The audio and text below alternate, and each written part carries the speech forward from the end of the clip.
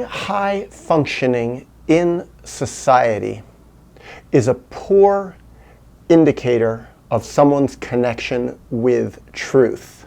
That is, their emotional healthiness, their emotional maturity. Put another way, one's success, in my opinion, can only be measured internally, who someone is internally. External success doesn't really say that much about someone at all. Now, that's not to say that it might not be easier to be successful in society. It might not be easier to be high functioning. I believe it is. I mean, certainly if you're high functioning and successful, you have more money. More money often is or equates to a more comfortable life, more padding in this existence, more options for food and healthcare and where you live and your free time. So it's not that I would eschew success in society and eschew being high functioning, but it's not really what I've chased after in my life, and my life shows it, because I'm not in any overt way successful, in terms of financially, that is. I remember back when I was a therapist, and I'm going back 20 years now, just me saying I'm a therapist to people. I'd go to some party and someone would ask, "What do you do?" And I'd say, "I'm a psychotherapist." And, "Oh, really? Wow." They'd be so impressed and give me such respect and such kudos. And I remember thinking, that's stupid. Like, just because I said I'm a psychotherapist, you respect me. I haven't changed that much as a person, let's say, in the 5 years before that, when I wasn't a psychotherapist and I was fundamentally the same person, and yet not being given that much credit or respect. I hadn't achieved that title in life. But then the thing that was even more important to me was, I said I was a psychotherapist and they respected me. But they had no idea if I was any good at being a psychotherapist. And in my opinion, most people who called themselves psychotherapists, who were psychotherapists, were rather terrible people. Immature and power hungry and out for the money, and loved being able to control their clients, didn't have a great healing gift also, had figured out the scam that if you have a fancy office and put your degrees on the wall and dress well and look pensive and thoughtful and give some positive feedback and know how to do some narcissistic gratification of the client, you could be very, very successful. In fact, looking back on my time as a therapist and looking back on all the therapists I've known along the way, I think it's actually a lot easier to be a successful psychotherapist if you're not very emotionally healthy. The reason being,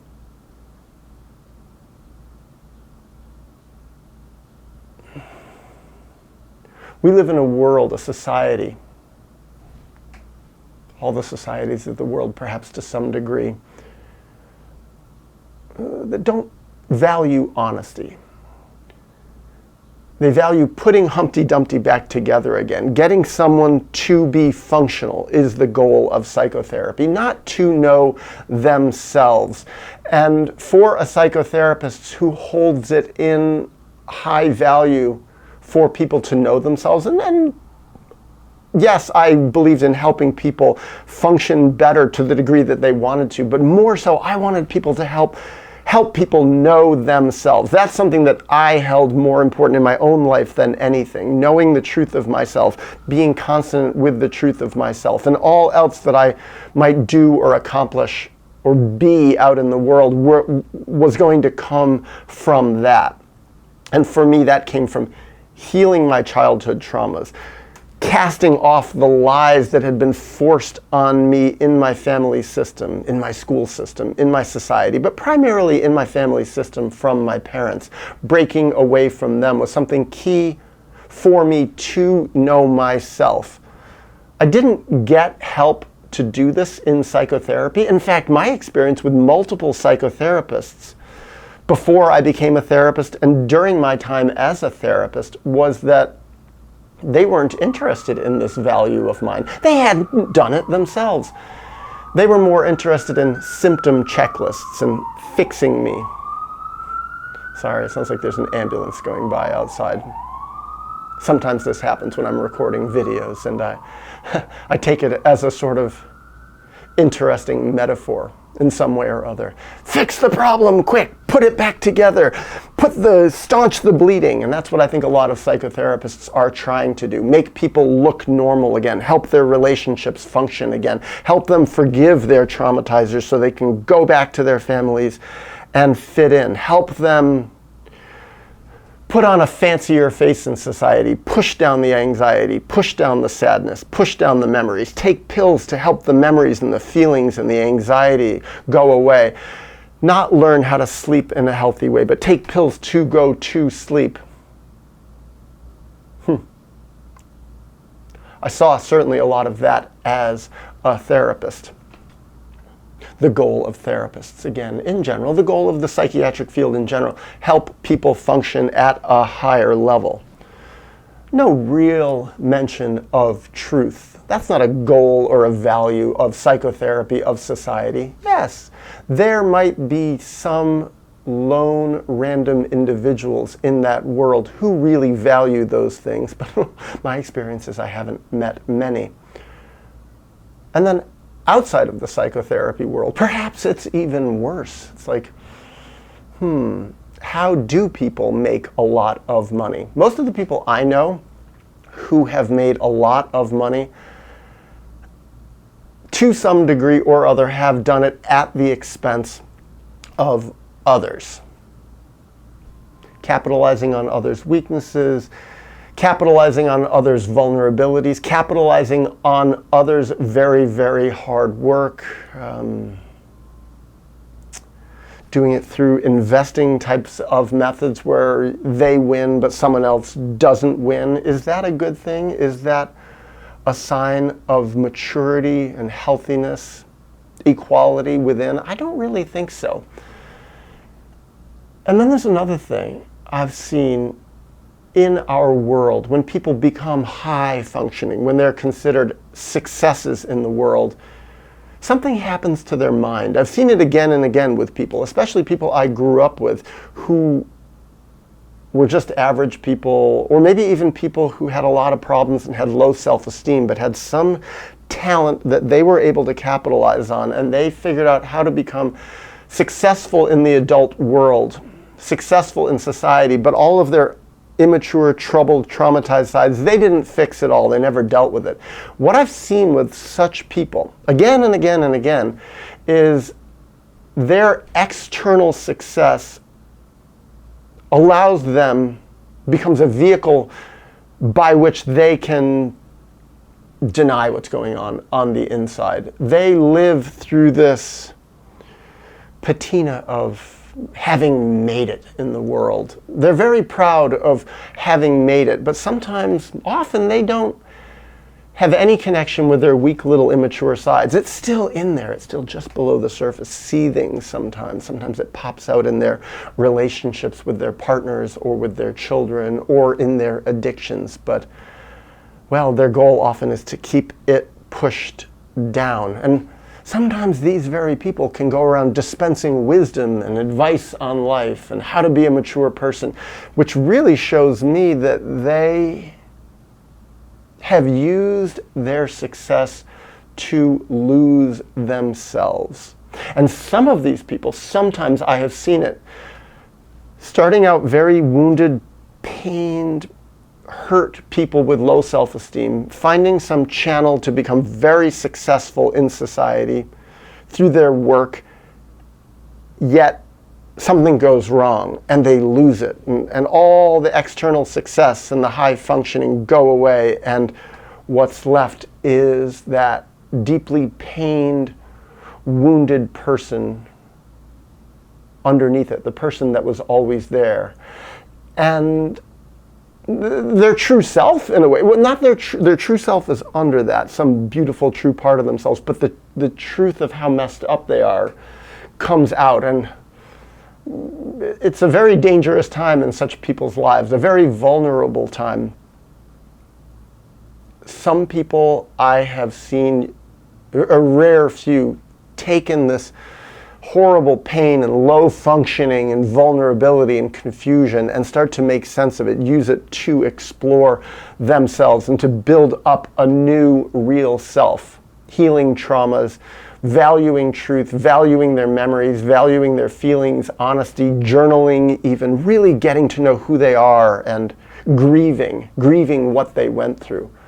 Learning even about how damaging sometimes their success was, how far it took them away from their healing process. But I've also seen other people, when they have failed in society, when their success has been ripped away and all that's left is the wounded, painful self that was always there beneath the surface. Some of these people I've seen, it's too much. They kill themselves. It's just absolutely overwhelming. Or they lose their minds. The reality of what happened, of what was always there, is just too much to process, and it blows their circuits, and they can even become psychotic, end up in mental institutions. Different things like this can happen, or deeply become addicted to some drug that's just there to numb their pain, help them forget, blot it all out.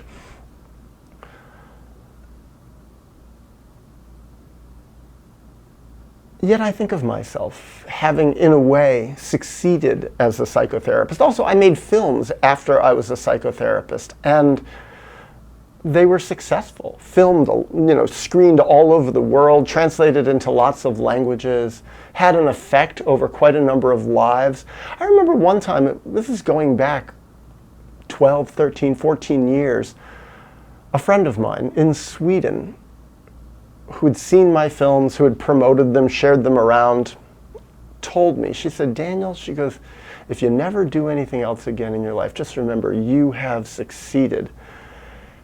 And I remember in a way being pleased to hear this, and in a way thinking to myself, I'm just getting started. And it's not about succeeding in the world and in the eyes of others. I'm on a healing path within. And now it's 10, 12 years later.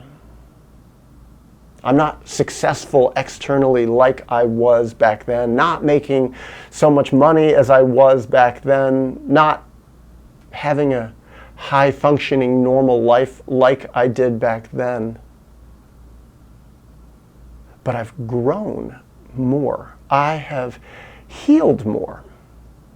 I am more me. I don't necessarily see it every day, but then certain circumstances will happen that were similar to something that happened 15 years ago or 20 or 30 or 40 years ago in my life, and I'll see how differently I react, how I have a different perspective on it, how I have a different relationship with myself on the inside, in terms of how I relate to others, how I see the world, how I function in this world. And I see that I have grown. I have changed. And to me, that is a much better measure of my success than anything, well, that others can so obviously see. And then I think of that subject, that phrase, high functioning. High functioning in a very sick society. I think it helped me in a way that I functioned so well as a therapist for many years and made it as a filmmaker back when. Because it helped me see the flaw in the whole system. It was like I rose to the top in a certain way and realized this isn't it. This isn't what I really care about. This isn't my goal. There's something else.